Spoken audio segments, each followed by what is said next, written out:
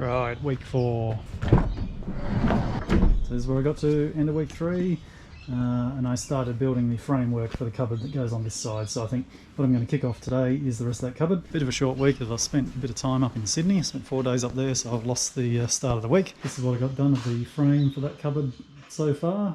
This will be the fridge and the wardrobe cupboard. And through the magic of video editing, there you go. So the little slides in the bottom basically going to hold the batteries one behind the other. I do know there are regulations that say they have to be in an enclosed cabinet now for lithiums in Australia, so if I get pulled up on it, I'm going to enclose it. It's as simple as that, and I'll put a vent through the floor. Not a big drama, but right now I'm getting in before the cut-off date of that regulation change, so hopefully I'll be okay.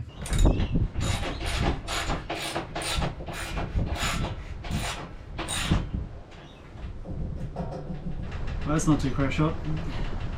The bolt on the side of the van isn't quite straight. So I've marked out all the locations for my bolt holes. I also need to weld on a couple more tabs so that I can pick up the tops of the ribs on the floor.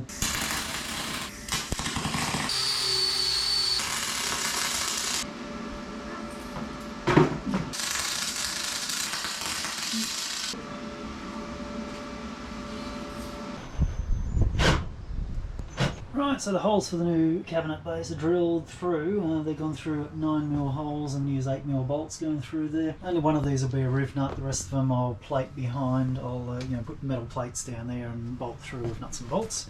Typically what I try to do is get my bolts through on the tops of the ribs here. A couple of reasons. One, this is an extra stiff bit of metal because it's been formed like that, so less deformation than this stuff here.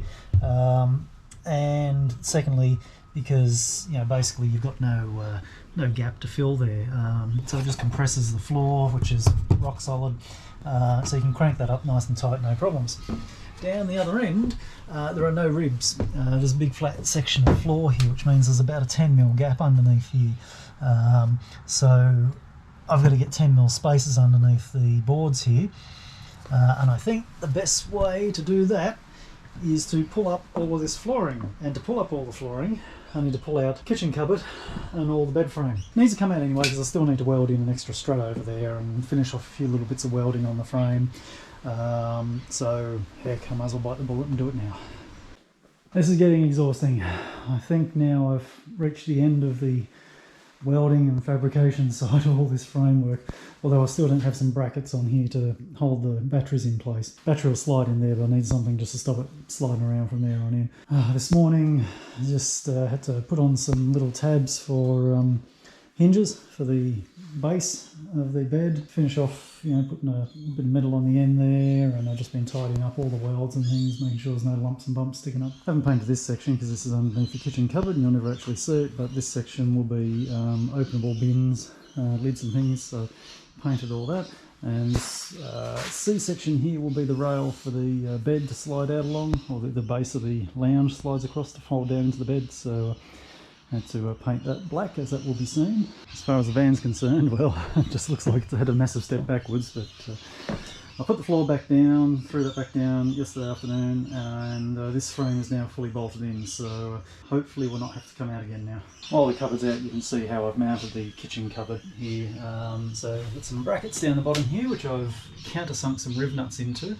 And they bolt through into the bottom of the cabinet, and then they pick up with bolts there. So today I've got a diesel heater to stick in. I'm going to get that mounted up before I go any further with the cupboards and things, just because it's underneath one of the cupboards and it'll be a whole lot easier to cut out all the holes without the cupboards in there. A bunch of bits and pieces here, so I've got the actual heater unit here, and you can see the inlet exhaust and the fuel line. At this stage I'll need to cut a hole to get those through the floor.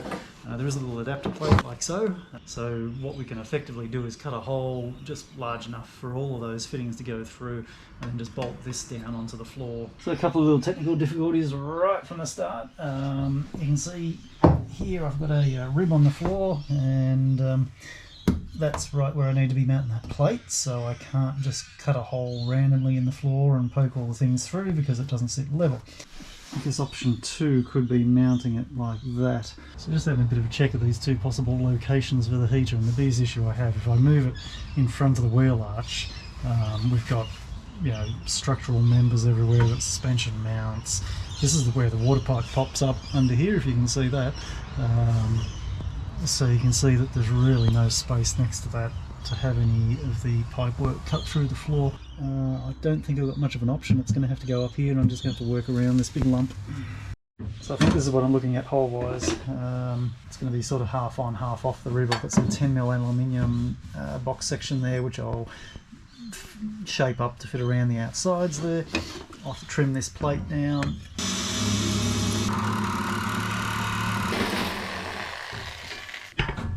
We have a hole. I actually welded up a spacer. It's one of those because I can things.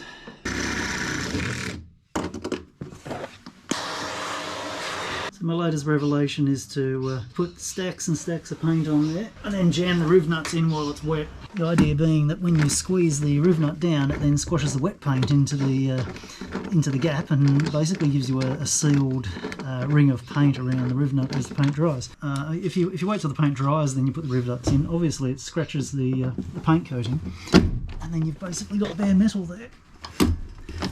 Plenty of silicone.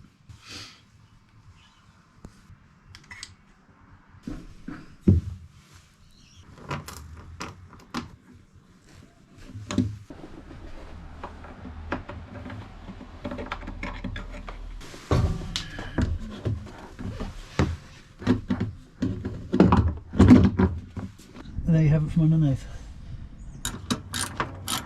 Well, it's about 4 o'clock on a Sunday afternoon. I'm running out of steam, so basically where I'm at now is that the diesel heater is mounted and not going anywhere. Good.